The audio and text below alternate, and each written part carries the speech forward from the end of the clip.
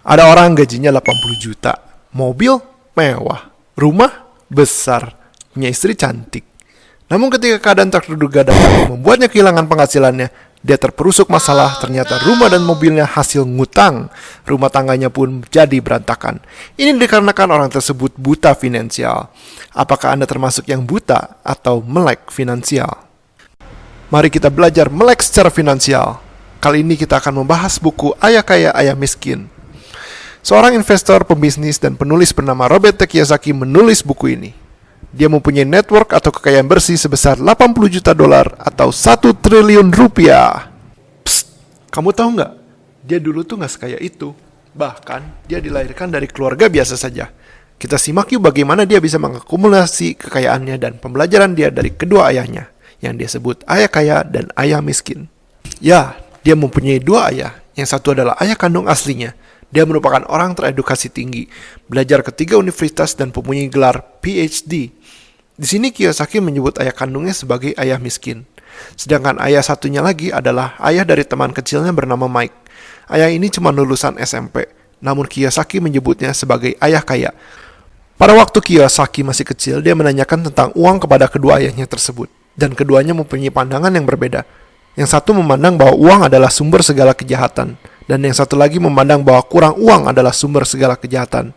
Pada waktu Kiyosaki menanyakan hal tersebut, kedua ayahnya ada di kondisi keuangan yang sama, mempunyai penghasilan yang sama, tapi yang satu akan kesulitan dengan uang seumur hidupnya, dan yang satu lagi akan menjadi orang terkaya di Hawaii. Kiyosaki dilahirkan di Hilo, Hawaii pada tahun 1947. Pada tahun 1957 dia dimasukkan ke sekolahan di wilayahnya, dan kebetulan di situ tuh tempat di mana orang kaya menyekolahkan anaknya. Dan kebanyakan anak kaya tak mau berteman dengan Kiyosaki. Dan satu lagi temannya Kiyosaki yang bernama Mike. Karena Kiyosaki dan Mike tak mempunyai gadget mainan terbaru ataupun sepeda. Melihat hal itu, Kiyosaki pun bertanya kepada ayah kandungnya. Ayah, bagaimana caranya supaya saya menjadi kaya? Ayahnya kesulitan menjawab karena dia sendiri tidaklah kaya. Setelah berpikir lama, akhirnya dia menjawab. Ya nak, gunakan otakmu. Untuk jadi kaya, kamu belajar yang baik di sekolah, sehingga kamu bisa mencari pekerjaan yang baik, cari karir yang aman, dan tunjangan yang baik. Tidak puas dengan jawaban ayahnya, Kiyosaki pun bertanya ke ayah temannya Mike. Ayah temannya ini berkata, baiklah, saya ajari, tapi dengan syarat kamu kerja ke saya. Saya bayar kamu 10 sen per jam. Pada waktu itu besaran gaji per jam sekitaran 25 sen, jadi Kiyosaki dibayar setengah dari gaji normal. Tapi dia tetap lakukan karena katanya bakal diajari cara menjadi kaya.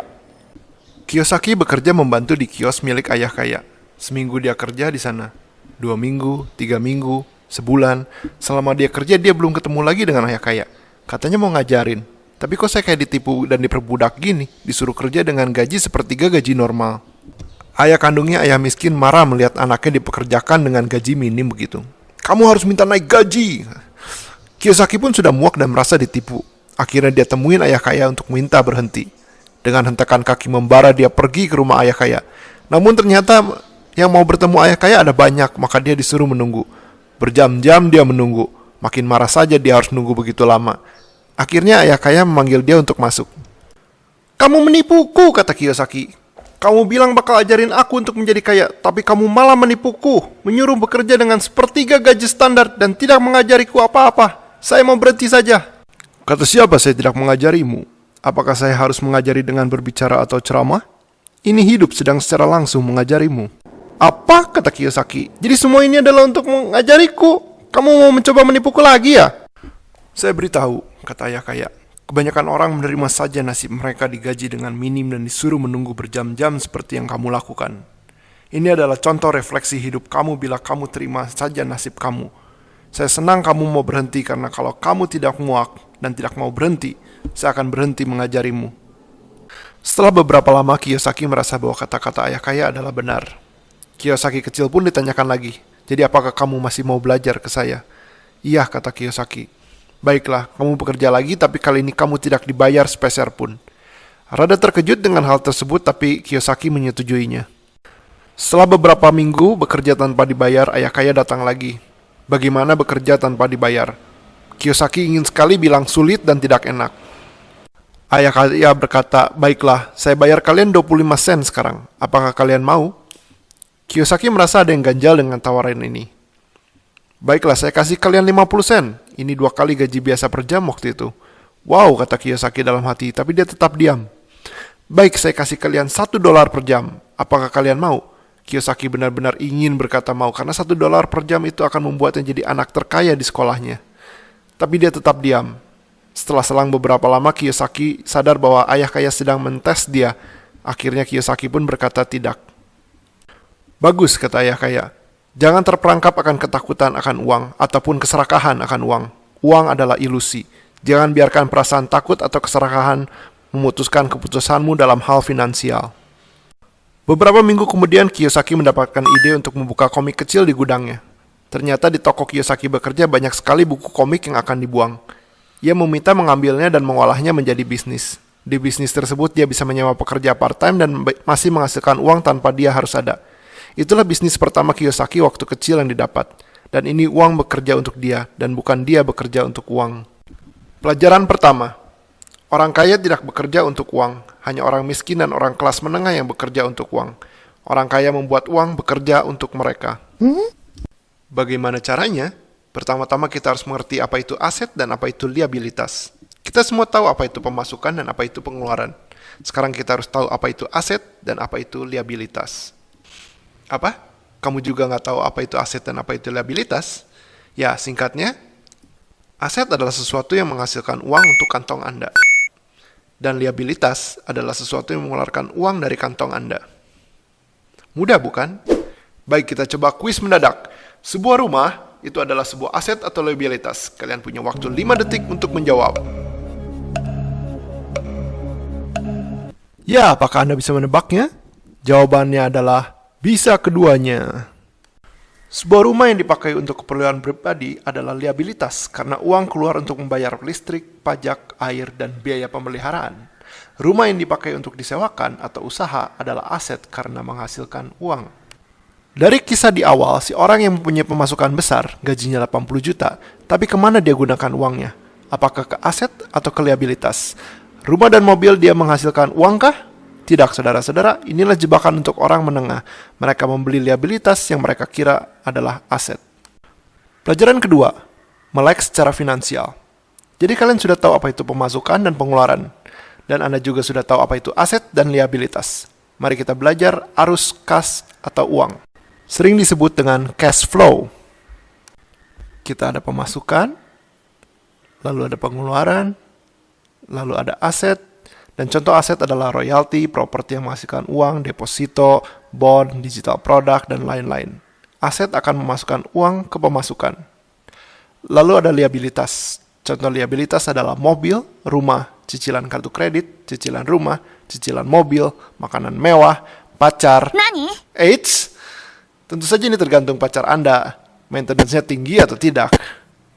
Liabilitas menambah pengeluaran.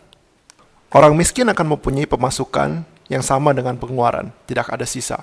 Orang menengah akan mempunyai pemasukan lebih besar, tapi sisa tersebut dimasukkan ke liabilitas yang mereka pikir adalah aset. Orang kaya akan langsung memasukkan atau sisihkan uang mereka ke kolom aset baru pengeluaran. Dan aset yang mereka masukkan, uang akan menghasilkan pemasukan yang kemudian akan dimasukkan lagi ke dalam aset, dan seterusnya. Inilah kenapa orang kaya makin kaya dan orang miskin makin miskin. Pelajaran ketiga, pikirkan bisnismu sendiri. Dari kecil, Kiyosaki diajarkan untuk tidak mengandalkan gaji dari orang lain. Tentu saja tidak ada yang salah dengan gaji di awal. Anda tak perlu keluar dari pekerjaan Anda. Tapi jangan sampai Anda ketergantungan dengan pekerjaan Anda. Sisihkan uang, waktu, dan pikiran untuk membuat bisnis Anda sendiri. Bisnis adalah sebuah aset. Tapi kan bikin bisnis sangatlah beresiko. Kalau saya gagal, saya bisa kehilangan semuanya. Betul sekali. Kalau gampang, semua orang sudah menjadi kaya raya. Dan di bisnis Anda pertama kali, kemungkinan besar Anda akan gagal. Sangatlah jarang orang sukses di bisnis pertamanya. Wah, bahaya dong. Tentu saja. Tapi lebih berbahaya kalau Anda tidak mencobanya sedini mungkin. Karena membangun bisnis memerlukan pengalaman. Semua pengusaha sukses mempunyai lebih banyak gagalnya daripada suksesnya. Tapi Anda hanya perlu 1 kali sukses dan semuanya akan setimpal dengan kerja keras Anda. Jadi, sisihkan uang, waktu, pikiran. Bikin bisnis. Gagal. Dapat pengalaman. Kalibrasi atau sesuaikan strategi baru. Sisihkan uang, waktu, pikiran. Lakukan terus hingga Anda sukses mempunyai bisnis atau aset. Pelajaran keempat, perusahaan berbadan hukum dan perpajakan. Ini adalah salah satu rahasia kenapa orang kaya tetap kaya. Mari kita mulai dengan perpajakan. Perpajakan dibuat dengan mindset Robin Hood, di mana orang kaya dipajak dan diberikan untuk mereka yang membutuhkan atau yang miskin. Namun pada kenyataannya orang kaya terlalu pintar untuk dipajaki, dan orang menengah yang menjadi target untuk membiayai mereka yang miskin. Ada banyak cara orang kaya menghindari pajak atau malah diuntungkan darinya. Gimana caranya? Apakah Anda sering memberikan donasi ke perusahaan? Setelah Anda berbelanja di perusahaan tersebut, Anda ditanya maukah didonasikan? Ya, betul sekali, donasi merupakan salah satu cara untuk mengurangi pajak perusahaan. Lalu pajak tersebut akan digunakan untuk apa? Diberikan ke orang miskin, bukan? Membuat jalan, membuat barang, membuat rumah. Semua membutuhkan orang kaya, karena mereka yang punya pabrik dan alat-alat produksi. Dan banyak lagi perusahaan yang mengurangi pajak dengan cara bikin perusahaan di negara lain. Dan cara ini adalah cara yang legal atau sah secara hukum. Contohnya perusahaan besar di Amerika Serikat, seperti Apple, Microsoft, dan Google. Semua mempunyai kantor perusahaan di negara yang pajak perusahaannya lebih rendah, seperti di Bermuda. Jadi pada kenyataannya pajak tidaklah mengenai orang kaya. Yang kena adalah orang menengah. Mereka yang bekerja profesional, pedagang menengah, pengecer, pekerja keras, dan diberikan ke orang miskin. Mereka yang kurang beruntung, mereka yang malas, dan mereka yang tidak mau berbisnis. Perusahaan adalah salah satu senjata lain dari orang kaya. Karena resiko orang kaya hanyalah terdiri dari modal awal yang disetor untuk membuat perusahaan tersebut. Kalau perusahaan itu mengalami kendala, orang kaya hanyalah kehilangan modal yang disetor. Bandingkan dengan orang menengah atau miskin, kalau mereka berbisnis dan mereka terkena kendala, maka yang dikejar bakal sampai harta pribadi, bahkan orang pribadi. Ada 4 financial IQ yang harus Anda ketahui. 1. Akuntansi. Ini untuk mengetahui perusahaan sedang dalam keadaan sehat atau tidak. 2. Investasi. Ini untuk bisa berinvest ke perusahaan yang mempunyai finansial yang baik. 3. Pahami pasar. Kemanakah pasar sedang bergerak? Apakah penjualan online akan lebih besar daripada penjualan offline? 4. Hukum. Anda harus mengerti hukum di negara Anda berada. Kalau Anda mengerti hukum, Anda tak akan takut dengan keadaan. Bila Anda mau kaya, Anda harus mengetahui perusahaan berbadan hukum, perpajakan, dan menguasai 4 bidang finansial IQ. Pelajaran kelima, orang kaya menciptakan uang. Wah, sekarang keadaan lagi sulit nih, nggak bisa cari uang dalam keadaan ekonomi sekarang. Sekarang lagi resesi atau keadaan darurat, semua orang juga lagi kesusahan. Namun, resesi atau keadaan tak menentu di mana orang takut adalah saat di mana perpindahan kekayaan paling banyak terjadi. Tentu saja ada banyak orang yang kesusahan atau kesulitan, tapi ada juga yang diuntungkan atau menjadi orang kaya dari keadaan tersebut. Robert T. Kiyosaki menghasilkan uang paling banyak waktu resesi di Amerika di awal tahun 1990. Harga rumah jatuh semua, keadaan tidak menentu. Apa yang Kiyosaki lakukan? Dia tidak melakukan saving, malah dia beli semua properti yang bisa dia beli. Tentu saja ini dengan kalkulasi. Kiyosaki sudah berkutat di bisnis properti dan dia tahu mana yang harus dibeli. Pada akhirnya resesi akan berakhir dan harga akan kembali naik. Dan di sana Kiyosaki mendapatkan kekayaan pertamanya. Keadaan sulit atau kacau berarti peluang untuk mereka yang bisa melihatnya. Tentu saja peluang yang dimaksud harus yang beretika ya, bukan berarti Anda bisa nimbun masker. Industri pariwisata, perhotelan, penerbangan, restoran sedang mengalami kendala berat. Namun di sisi lain, industri kesehatan, game, dan internet sedang booming. Diperkirakan sepertiga orang akan subur menjadi kaya ketika keadaan sedang sulit. Bisakah Anda melihat peluang dalam keadaan sulit sekarang?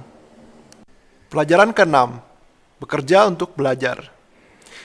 Kiyosaki sangat kritis dengan pengajaran di sekolahan, yang hanya diajari untuk mematuhi guru dan diberitahu apa yang benar dan apa yang salah.